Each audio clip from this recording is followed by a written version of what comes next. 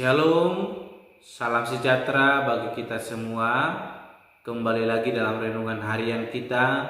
Mari Bapak Ibu kita memuji Tuhan, kita katakan Tuhan menggerakkan tangannya.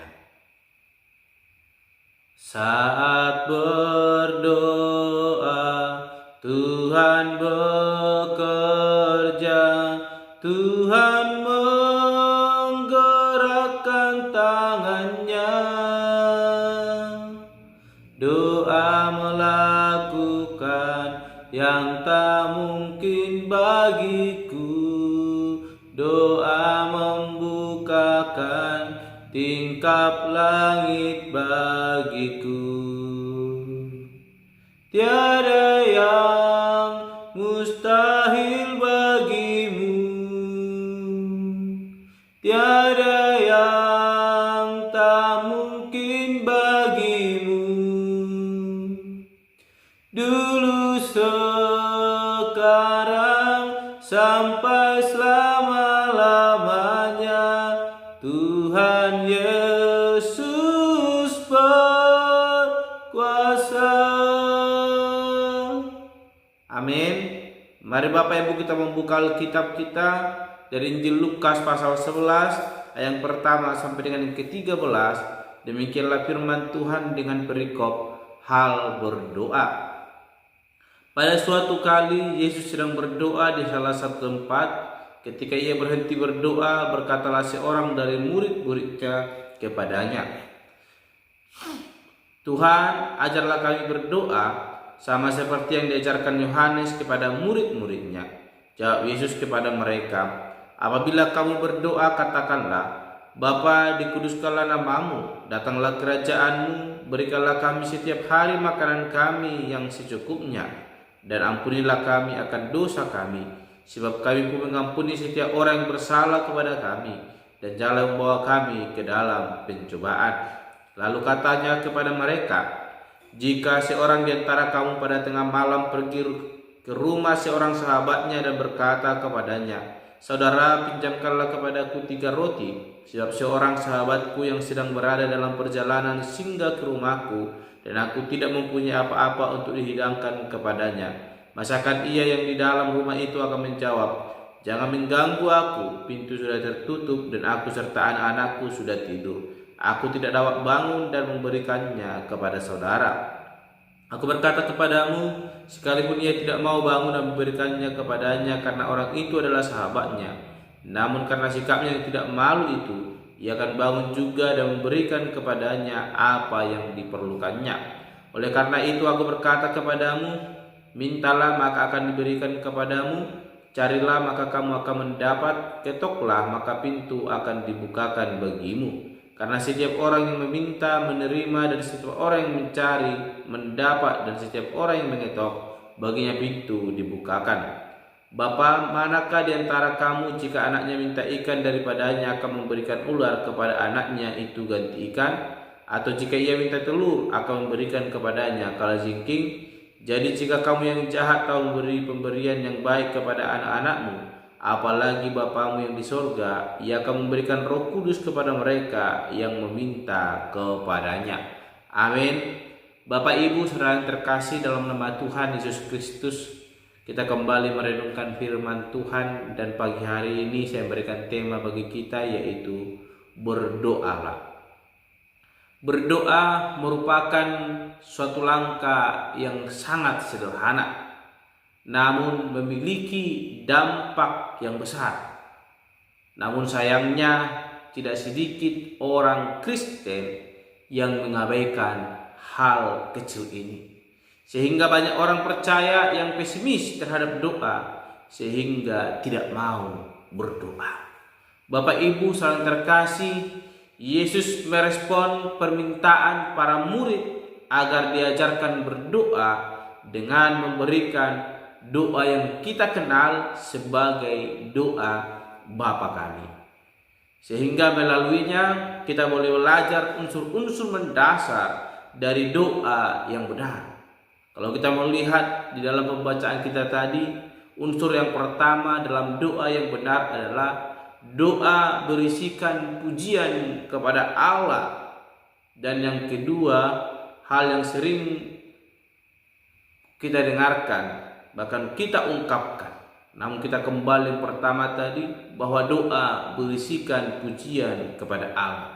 Hal ini sering diabaikan atau mungkin tidak diketahui oleh orang percaya, yaitu memberikan pujian kepada Allah melalui doa. Dan sering doa hanya dipahami sebagai ungkapan keluh kesah hati semata, atau hanya sebagai sarana untuk menyampaikan daftar-daftar pergumulan yang ada dalam kehidupan kita, bahkan keinginan kita. Sehingga hari ini kita akan mendengarkan bahwa unsur pertama dalam doa yang boleh kita sampaikan kepada Allah, yaitu ungkapan pujian dan syukur dalam doa. Dan hal ini menunjukkan bahwa kita memiliki kesadaran akan siapa Tuhan dan siapa kita sesungguhnya.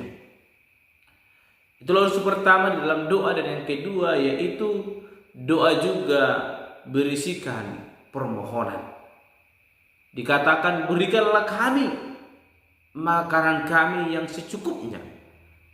Di sini Tuhan mengajarkan kepada kita agar kita meminta kepadanya sesuai dengan kebutuhan kita, bukan untuk dihambur-hamburkan. Bahkan Ia menjamin bahwa ketika kita meminta, maka Ia akan memberikan sesuai dengan kehendaknya. Ayat 9-10 jelas tadi kita baca, Bapak yang terkasih, bahwa ketika kita meminta dengan sungguh dan sesuai dengan kebutuhan kita, maka Allah berkata, Yesus berkata bahwa kita akan menerimanya. Dan yang ketiga, yaitu doa juga harus berisikan ungkapan pertobatan. Bapak Ibu saudara terkasih, ketika kita mengerti siapa dan mengetahui siapa Allah, maka ketika kita berdoa, kita akan sungguh-sungguh berdoa dan memohon pengampunan kepada Tuhan. Sehingga dikatakan ketiga, doa harus berisikan perungkapan pertobatan. Dalam doa kita mengakui pelanggaran dan dosa kita tanpa perantara dan langsung kepada Allah. Kalau dalam perjanjian lama, orang yang berdosa memohon pertobatan kepada Tuhan, dia tidak bisa datang secara langsung. Dia harus menjumpai para imam dan membawa domba atau korban penghapus dosanya, dan itu dihantarkan oleh para imam. Namun di dalam perjanjian baru, ketika Yesus datang ke dunia, Dia memberikan perubahan, memberikan hal yang begitu sederhana dalam hidup kita untuk semakin dekat dengan Tuhan. Bapak Ibu saudara terkasih dalam nama Tuhan Yesus Kristus, poin yang keempat ini menuntut kejujuran dan keterbukaan kita kepada Allah. Sehingga dengan begitu Ia akan mengalirkan kasih dan pengampunannya ke dalam kehidupan kita.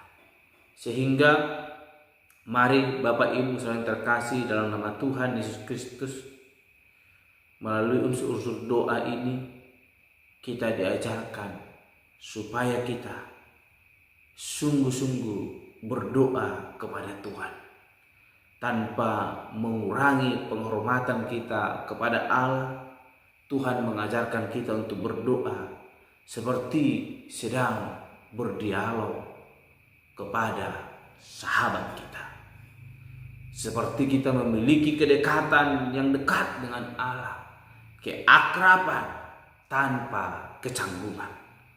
Sehingga Bapak Ibu saudara terkasih dalam nama Tuhan Yesus Kristus, di akhir doa dikatakan bahwa kita harus berdoa seperti anak kepada bapaknya, karena hubungan itu tentu memiliki ikatan emosional yang sangat tinggi, sehingga seorang bapa pasti berusaha untuk memberikan yang terbaik kepada anak-anaknya.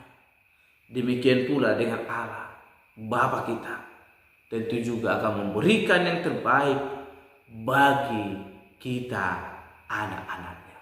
Oleh karena itu, marilah kita berdoa dengan sungguh di hadapan Tuhan. Sebab itu adalah hal yang sederhana, bukan hal yang sulit untuk kita lakukan sebagai orang percaya.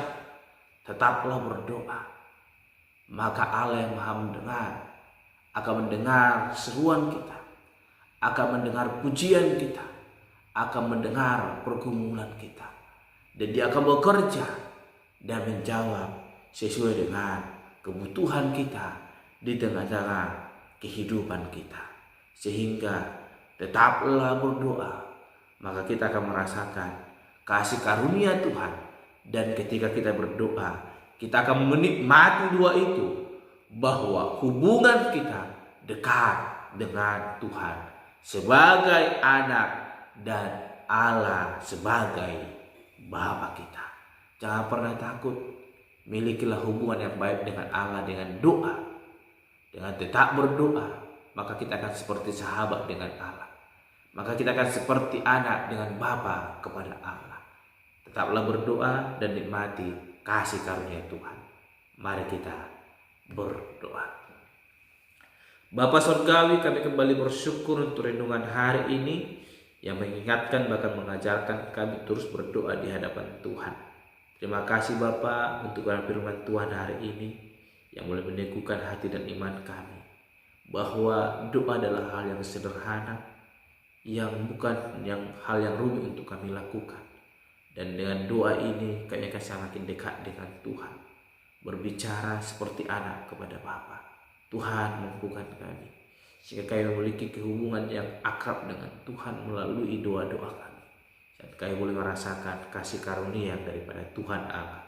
Terpuji Engkau Bapa, setelah kami berdoa dan berenungan pada hari ini. Haleluya, amin. Shalom Bapak Ibu, Tuhan Yesus memberkati.